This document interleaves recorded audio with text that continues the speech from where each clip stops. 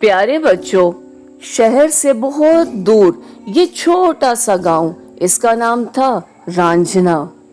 इस गांव की आबादी बहुत कम थी और ट्रैफिक की भीड़ भाड़ तो यहाँ बिल्कुल भी नहीं थी।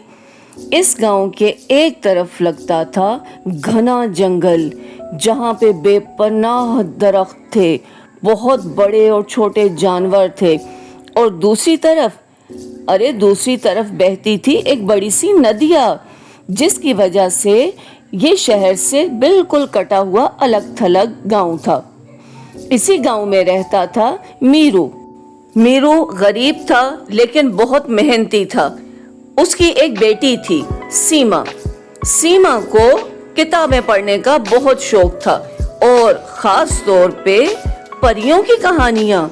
वो हर वक्त ऐसी किताब पढ़ती थी जिसमें किसी न किसी परी की कहानी हो।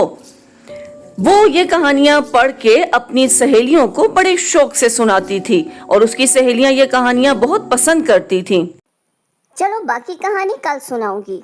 अगले दिन स्कूल से वापसी पर सीमा ने अपनी दोस्त को कहानी सुनाई तो उसकी दोस्त ने उसे समझाया कि सीमा, ये भूत प्रेत की कहानियां सच्ची नहीं होती, इन पे विश्वास न रखना। सीमा जब स्कूल से घर पहुंची तो उसकी माँ दोपहर का खाना बना रही थी। उसने माँ से कहा कि माँ, भूख लगी है, जल्दी से खाना दो। उसकी माँ उसके लिए खाना परोसने लगी और सीमा फिर वही बातें शुरू कर बैठी। माँ, मुझे रेशम कह रही थी भूत प्रेत की कहानियाँ झूठी होती हैं। ऐसा नहीं है माँ, सच मानो, ये सब चीजें सच में होती हैं और मुझे तो दिखती भी हैं सब। सीमा, इन बातों में मत उलझो, आके खाना खाओ। माँ, तो तुम्हें भी विश्वास नहीं है? सच में सब होता है, भूत प्रेत भी होते हैं, परियां भी होती हैं, मान लो माँ। मीरू अपने काम खत्म करके थका हारा घर लौट रहा था कि रास्ते में उसको एक चुड़ैल मिल गई। वो उसको तंग करने लगी, कभी उसके पीछे कभी उसके आगे आती। मीरू बहुत डरा हुआ था। आज तो रास्ता सारा भूतनी ने तंग कर दिया। तुम्हें भी सीमा की तरह हर तरफ भूत ही दिखने लगे हैं। दोनों पागल हो गए हो क्या? मैं तंग आ गई हूँ तुम दोनों की इन बातों से। बापू, माँ की तरह सीमा भी इन बातों पे विश्वास नहीं रखती, मगर मैं तुम्हारी बातों पे विश्वास रखती हूँ। सच मानो, मुझे भी भूतनियाँ दिखती हैं। तुम ठीक कह रहे हो बापू। शाम को सीमा ने अपनी माँ से पूछा और अपनी मौसी के घर जाने लगी। वो रास्ते में से गुजर रही थी, अकेली थी और रास्ता बहुत वीरान था क्योंकि गांव का रास्ता है, उसमें तो लोग इतने ज्यादा होते ही नहीं। अचानक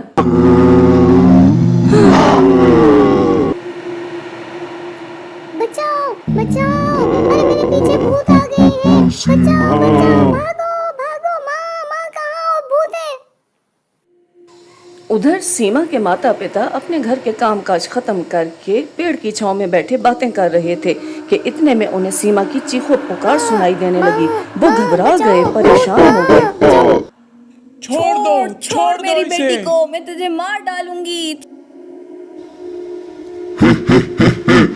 हमारे साथ पंगा, मैं तुम्हें सबक सिखाऊंगी, सदा याद रखोगे।